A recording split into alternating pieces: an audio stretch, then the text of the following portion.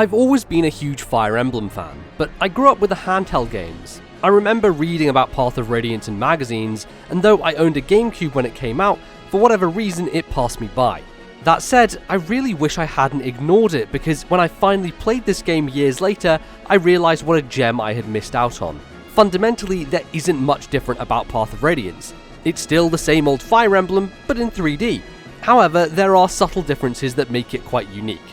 I love the bonus experience system that allows you to beef up lower level party members after fights and gives you some wiggle room in case maps don't go as planned.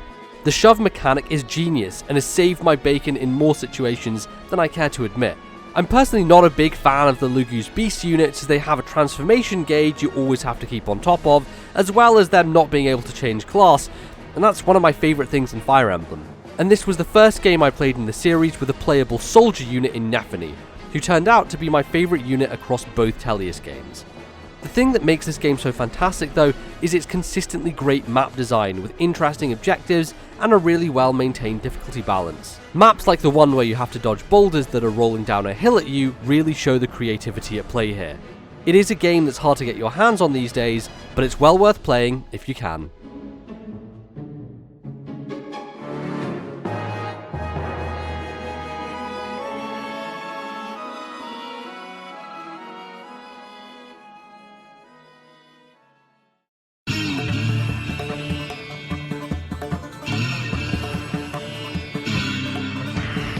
Video games rarely make me laugh. Okay, scratch that. They rarely make me laugh with their writing. Funny situations happen in games all the time, but so often they come from weird bugs or gameplay systems causing hilarity. Actual comedic writing in games is so hard to get right, which is why I was so surprised by how delightful and funny Tales from the Borderlands is. I've never played Borderlands, and I don't have much care to ever play Borderlands. I say this because I feel like there are a lot of people out there like me who never gave Tales from the Borderlands a second look, but I have to tell you how much of a mistake that would be. These characters are so endearing and play off each other so fantastically. Reese and Fiona are an unlikely duo thrown together by circumstance, but the journey they go on is such a joy to unfold. The narrative is told across 5 episodes in a flashback style, as both characters are captured by a mysterious individual and are being dragged across a wasteland while they relay their story of how they got there. It often results in them arguing about what happened, and you see different sequences play out when a part of their story changes. The alternating perspectives makes it so that you invest in both sides, and by the end this cast has really made you care about them. The choices may feel less consequential than something like The Walking Dead, but that's not really what you're here for. Tales from the Borderlands is a feel-good adventure that stands strongly on its own.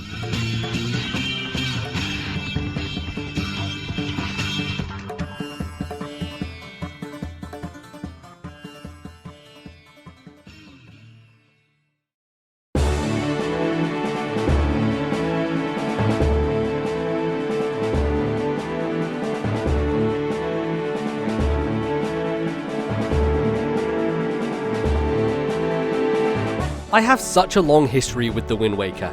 In many senses, it was the first Zelda game that I was committed to. I never owned it, of course, but Bali and I would spend weekend after weekend trying to get as far as we could in this game.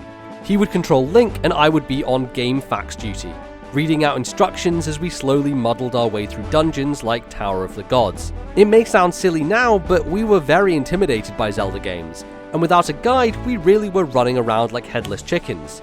Besides, I don't think we would have found the Tingle Tuner locations otherwise. It was only when the HD release came out on Wii U that I finally played Wind Waker myself, and I have to admit that this game is tremendously hard to put down. There's a real feeling of comfort with Wind Waker. Maybe it's the relaxing nature of the wide open sea, or perhaps it's the gorgeously cartoonish, cel-shaded style. Everything contributes to a warm, fuzzy feeling that this game is so excellent at evoking. I insisted on going to every square on the map to feed the dumb fish and open up the island chart. I went after as many side quests as I could handle, and I marathoned my way through it in the span of 3 days. I really consumed Wind Waker, and in some senses, it is the most consumable 3D Zelda. Compared to the 50-hour juggernauts of Twilight Princess and Skyward Sword, Wind Waker can be beaten in around 15 hours or so. This relative lightness makes it not only easier to replay, but easier to digest. Its dungeons may not be as good as the other entries, but when it comes to exploration and ease of play, Wind Waker is tough to beat.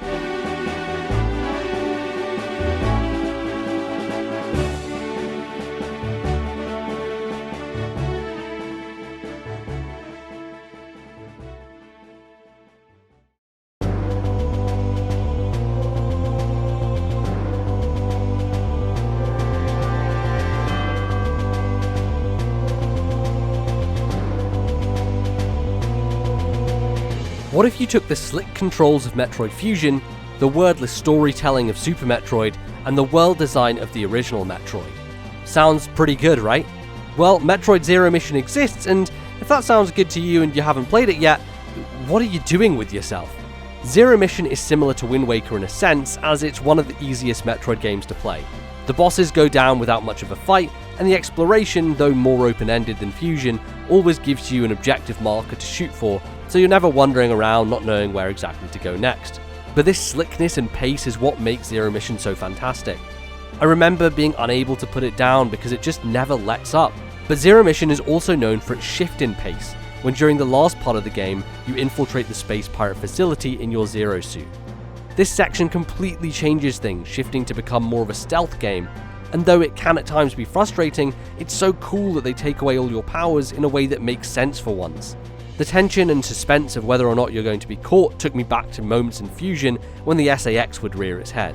There isn't a lot new about Metroid Zero Mission outside this section, but that doesn't really matter, because for my money it does Super Metroid better than Super Metroid does.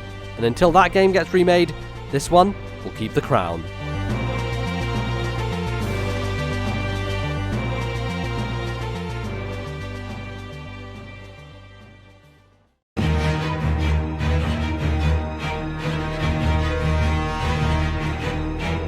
Stealth games have traditionally never been my thing.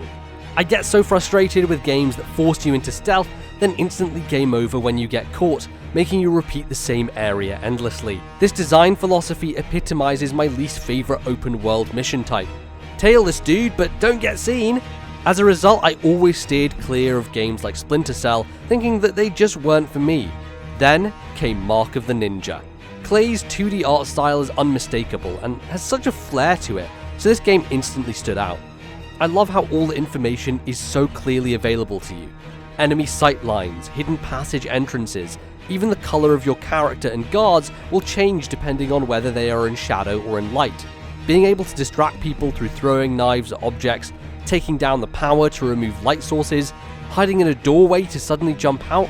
There are so many ways and resources you have to get through a given area. It is this flexibility that makes Mark of the Ninja so good, and this is reinforced by the idea that you don't die instantly if you're spotted. Yes, you could get killed quite fast if there are a bunch of enemies with guns trained on you, but if you're quick and nimble enough, you can more than likely escape and hide for a few seconds until the alarm goes off. This self-reset is such an important aspect of the game, as otherwise you would constantly get frustrated about making mistakes because it would cause a game over. Mark of the Ninja understands this frustration, and so makes things as seamless as possible for the player. There really are not many games that do stealth this excellently.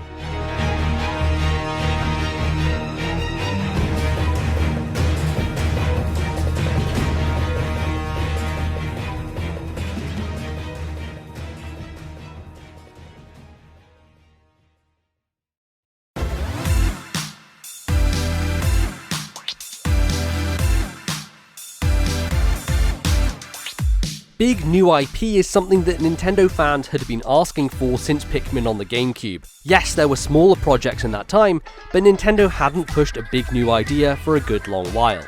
When Splatoon was unveiled at E3 2014, I was so incredibly excited. Nintendo were trying their hand at an online shooter in the most Nintendo way possible.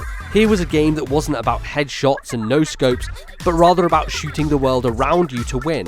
The simple concept of painting the environment was unique enough on its own, but the real genius behind this concept is the ability to traverse through your ink while also using it as a way to refill your ammo. It is streamlined in a way that only Nintendo game design can be, and it works so brilliantly. I spent so many hours with the first game on Wii U, trying all the weapons, getting into ranked modes, and participating in Splatfests. It really is the best idea Nintendo has had in a decade, and was only improved upon in the sequel. I'm personally not a fan of the single player though. I think the limited live system and checkpointing leaves a lot to be desired, and some of the design feels cheap and unfair. However, additions like Salmon Run were very welcome, even if the way you access it is arbitrary and stupid. I also love the gear and the fashion of this series. It has such a unique vibe that is complemented by the bizarre soundtrack and world. Nintendo have really crafted a unique universe with Splatoon. It's quite unlike anything else they've ever made.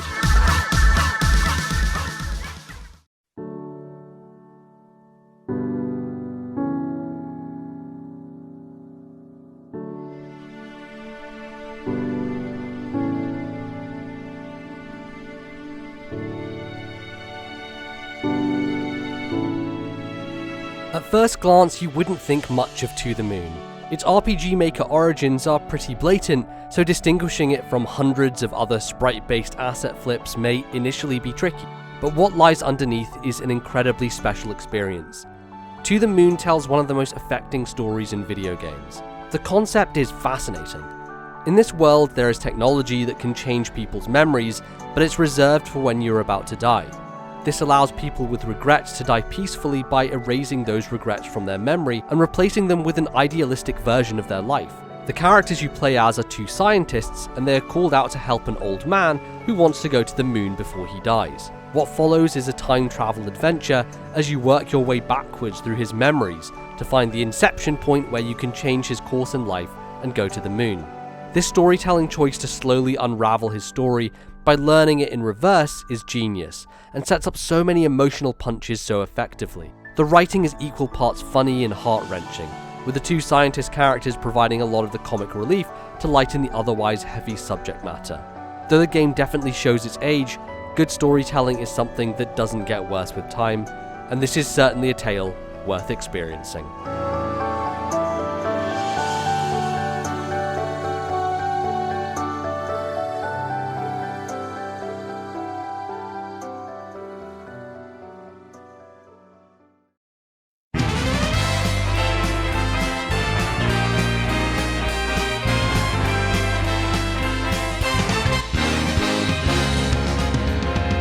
Super Mario Odyssey is just joyous. It is pure fantastical nonsense and a display of creativity that only Nintendo's Tokyo team is able to provide. I often find myself wishing that 2D Mario would be as bold as its 3D iterations, because I look at a game like Odyssey and all the amazing places you go with all these wild new ideas, and it baffles me that Nintendo still make new Super Mario Bros. Games. Your initial run through of Mario Odyssey, hopping from world to world, fighting bosses and finding moons, is one of the most well-paced, delightful 10 hours I've had playing games. Discovering the Cappy power-ups, slowly learning advanced techniques with hat jumping, and interacting with the environment to find secrets was just a wonder.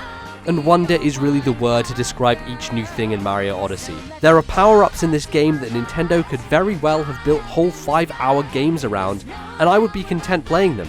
The sharp-beaked Pokeo birds in the Final Kingdom certainly fit that bill.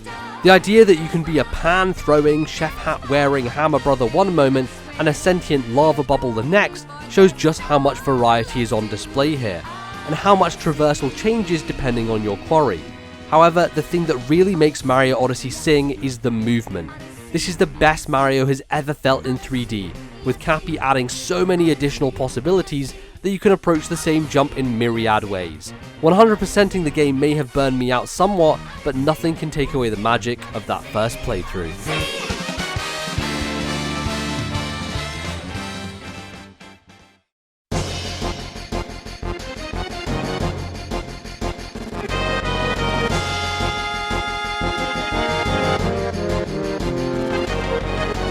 I did not expect to like Final Fantasy VII as much as I did. After Square Enix revealed they were remaking this game in 2015, I thought I should probably play through the original before it came out so that I had context and could see the changes they had made.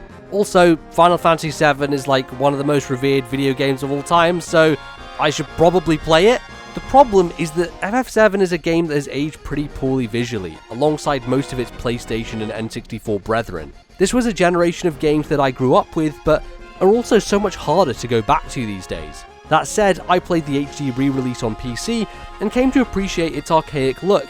The pre-rendered backgrounds are fascinating when set against the up-res character models, but it does allow you to more easily pick out interactable things in the environment, something I imagine would have been trickier on a CRT. The re-release also adds handy arrows everywhere, so you know what parts of the background can be moved in and out of. In many ways, it is still very playable, and I think that so much of the game should be praised.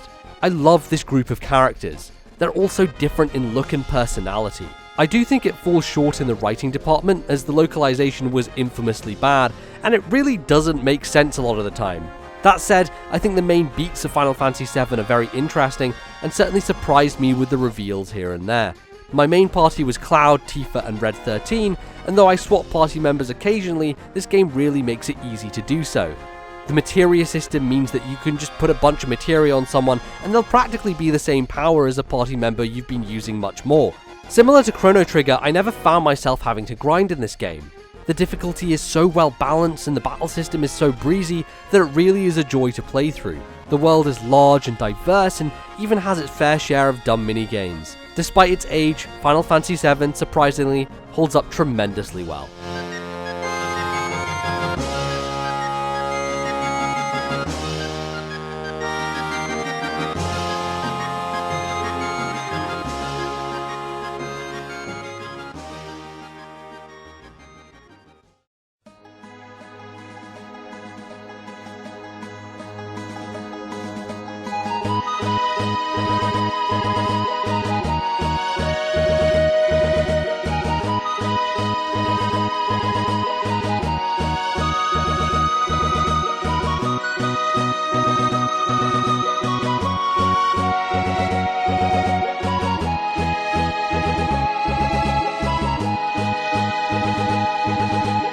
I had a hard time deciding whether I liked Final Fantasy VI or VII more, but I think in the end it comes down to storytelling. You see, Final Fantasy VI has a fascinating world that only grows more so as the game goes on. It is infamous for a mid-game twist that recontextualizes your characters and their relationships, as well as shifting the game from a more linear experience to a more open one. I love how the Espers, a main focus of the story, become a part of the gameplay with Magicite, and the way it justifies and explains why any character in your party can wield magic. There are moments mid-battle where characters will just start jumping around and having conversations with each other, giving the fight more of a story context. Everything in this game is centered around the characters and their place within this world. From the tragic soldier Cyan to the plucky thief Locke, each character is so well realized despite the fact that they're mere 16-bit sprites. Little animations like the infamous finger wag go a long way endearing you to this motley crew. I'm personally a bigger fan of the first half of the game, where you split between parties multiple times and the story takes you to some amazing places. The opera scene clearly needs mentioning, as it is among one of the most ambitious things I've seen a game of this era attempt. And the music. Oh my dear lord, the music. Terra's theme is among my favourite video game tracks ever, and this era of Square was firing on all cylinders. There were a lot of ambitious games on the Super Nintendo, but I think Final Fantasy VI ranks close to the top in that regard. It was a defining RPG that was brilliant when it came out, and is just as impressive to this day.